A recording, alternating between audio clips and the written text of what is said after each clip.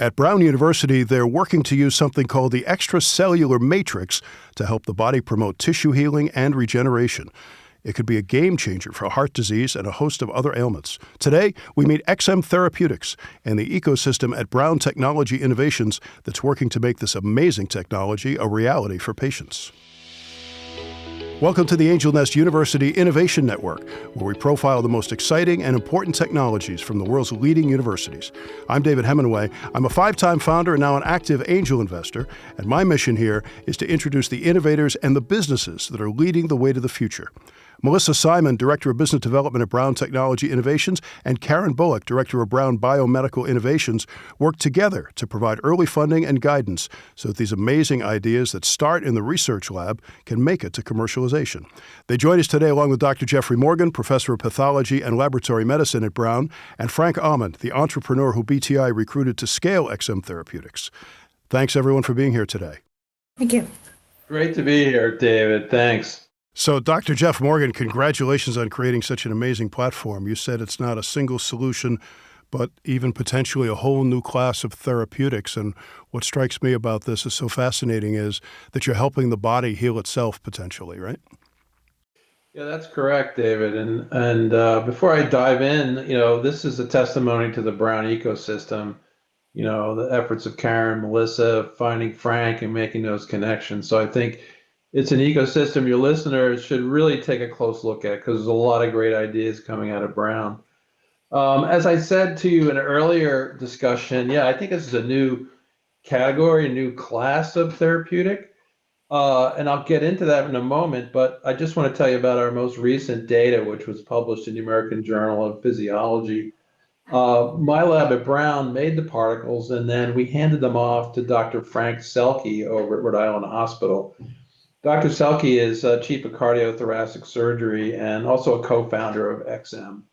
And what Dr. Selke's team did was they tested our particles in a model of heart attack, a myocardial infarction in the mouse model.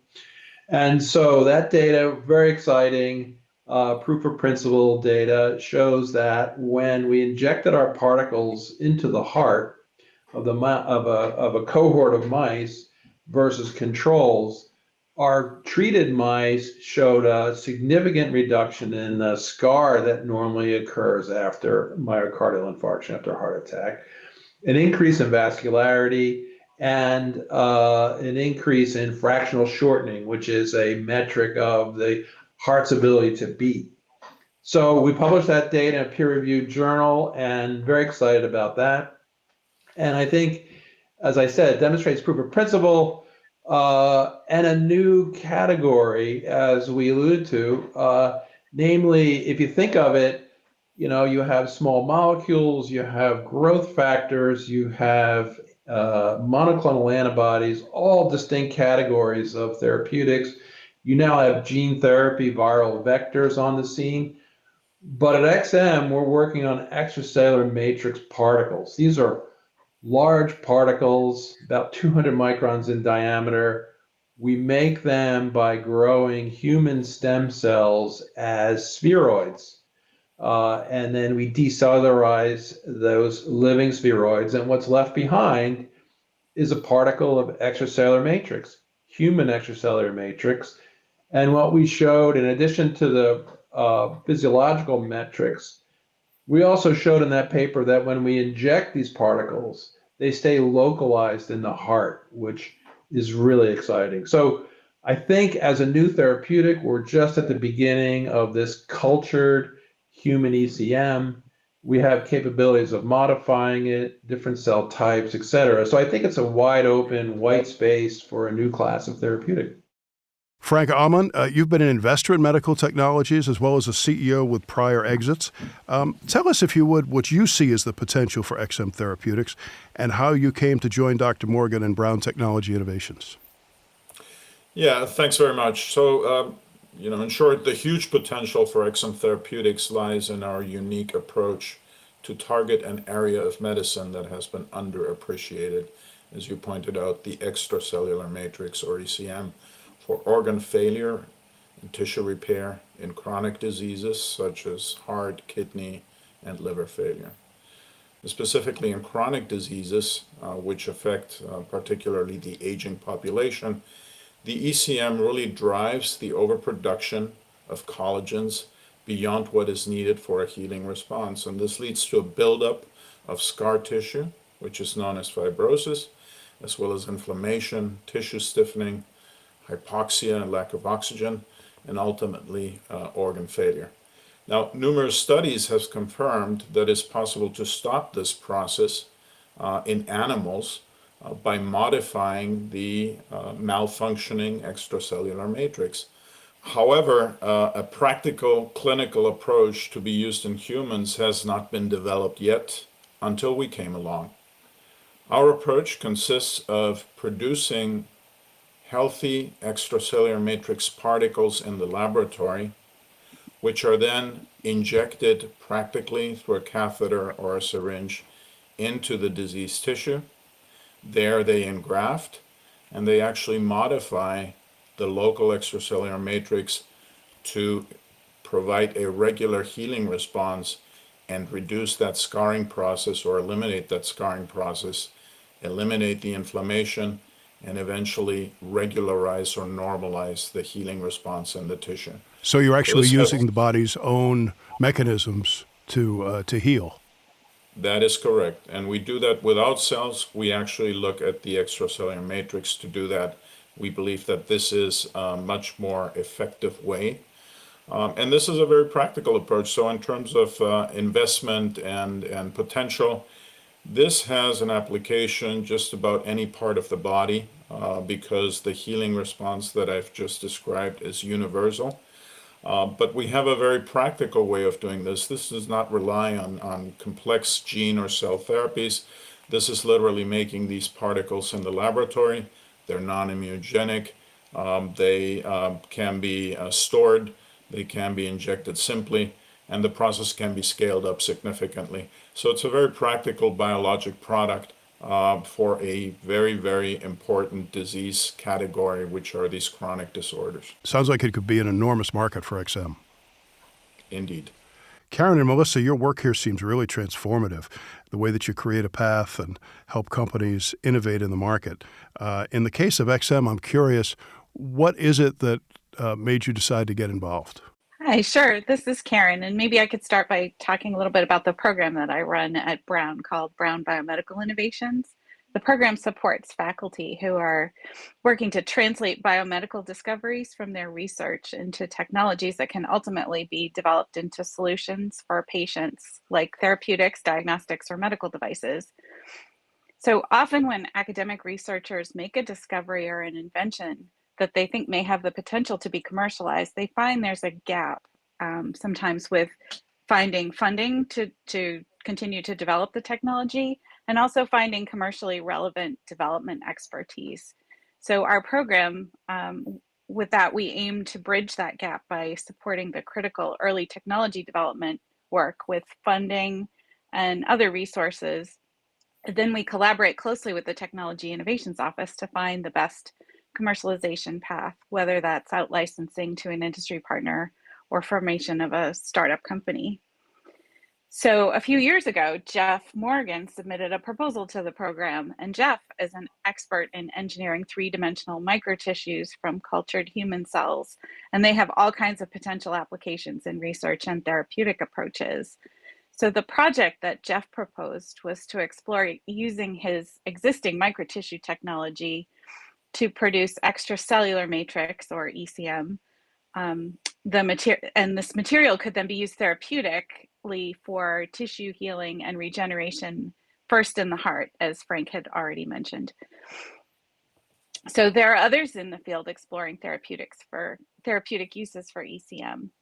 But we could immediately see that there were several major advantages to this approach, and that this approach would have over existing technologies in development.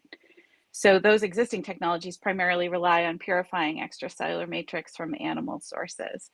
So with Jeff's expertise and the potential uses of this technology, we were really excited to fund and support this project. And with our support, Jeff was able to adapt his technology and develop the process for making and testing the ECM. And then we worked with Melissa in the technology development office to file the patents on the technology and also prepare to form a startup company, which included finding someone to run it. So I'll hand it off to Melissa to talk more about that. Yeah, I want to pick up on that point because I think it's really important that at Brown you are actually open to bringing folks in from the outside with particular expertise, right? That's right. Absolutely. I mean, we recognize that successful university startups often require an external, experienced entrepreneur. Faculty inventors rarely want to leave their positions within the university, and postdocs or grad students may be more inclined to join or even lead a startup, but the company would greatly benefit from the mentorship and guidance that someone with prior startup experience would be able to provide. So we're always looking for experienced entrepreneurs who we can bring into our network and match with inventors to take technologies forward. So I actually met Frank through a partnering platform at a virtual medtech conference in 2021. And at the time, I actually wasn't specifically looking for someone to match with Jeff and with this technology. But once I read Frank's profile, I knew he had the right background for this particular project. So thankfully, he took the initial intro meeting with me. Then I introduced him to Jeff, and really the rest is history. And coincidentally, Frank had just received an offer for the company he was previously leading. So timing really worked out well for him to come in, complete that acquisition, and then transition over to co-founding XM. I would amplify Melissa's remarks and say your listeners need to realize that not all the good ideas are north of Providence or south of Providence. There's a lot of smart people, professors, students at Brown University right there in Providence, Rhode Island, and I think it's been overlooked, and I think it's worth a look by your listening crowd, because I think they'll be very surprised at the innovation taking place. So, Jeff, when you became a professor at Brown University, did you ever think that you'd turn into a medical entrepreneur? David, well, yeah, actually, I had an experience, my first experience in this space as a postdoctoral fellow at MIT and the Whitehead Institute, and had one of the early patents in gene therapy, and actually was a co-founder of a company called Somatic Therapy Corporation, which was eventually acquired. So I caught the bug there. I came back into academia and have always had a keen interest in translational type of work. And so it's exciting to work with Frank Ahmann on a new class of therapeutic, and looking forward to the future. I do want to stress one attribute I think is important maybe for your listeners. When they hear stem cells, they may think, oh, this is a living tissue, living cell product. Well, quite the opposite. We grow these living spheroids, human stem cells, and then we carefully decellularize them with a detergent. So now these particles are extracellular matrix particles, but they're not alive. They're something we can store, can be taken off the shelf and used widely, injected to various locations in the body for different indications, as Frank said. You clearly lean towards being an entrepreneur, and it sounds like the ecosystem now that's developed at Brown really suits you and some of the other professors very well. Yeah, absolutely. I think we're seeing a big uptick in terms of this, with Melissa and Karen's leadership, and then the excitement. There's a lot of excitement that goes to developing a therapy and seeing it get into the marketplace. There's nothing more exciting than that, I think. Yeah. I'll ask Karen and Melissa, what kinds of projects are the most fundable from your perspective for people who are listening who may be thinking about diving in? Sure, maybe I can start. So we're looking at projects like Jeff's all the time. And we look at things in the biomedical space, such as therapeutics, diagnostics, medical devices, even some life science tools. And I would say clearly the projects that are the most interesting to us are the ones where there's a clear unmet need and the product can clearly address the unmet need. And so sometimes that's something that academic researchers need to really think very carefully about. What is the need that they're trying to address, and even do some deep research into figuring out whether that need actually really exists in the eyes of the customer. And so if there's a clear unmet need and a feasible path to potentially develop an exciting new technology, those are the things that we're the most interested in. Frank, it seems like you made a lot of progress already. What does the next year or so look like for XM? Yeah, we're continuing down the pathway of validating the technology, and that means two things primarily in terms of further proof of concept animal testing. We are moving for the first time away from a cardiac indication into a geriatric wound healing model. In the heart, we are now treating large animals, which is the natural progression towards a human clinical trial. And then, very importantly, on the manufacturing side, moving from the academic sort of environment into a fully scalable and automated GMP facility. So all of this is going on in parallel, and we continue to turn cards, as we like to call it, towards that clinical aim. Frank Ahmann, Karen Bulock, Brown Biomedical Innovations, Melissa Simon, Brown Technology Innovations, and Jeffrey Morgan, the professor at Brown University who started all of this. Thank you all very much for joining us today. Thank Thank you. Thank you, David. Thank you. You can learn more and reach today's guests at our website, theangelnest.com, where you can also reach me if you have a comment or a question or an interesting topic that we should talk about. A reminder that we don't make or recommend investments at The Angel Nest. This program is for informational purposes only. We produced The Angel Nest with help from Rob Higley. Today it's Kathleen Conti at the controls of CDM Studios here at the famous Art Deco Film Center building just west of Times Square in New York. I'm David Hemenway. Thanks for listening. So long until next time.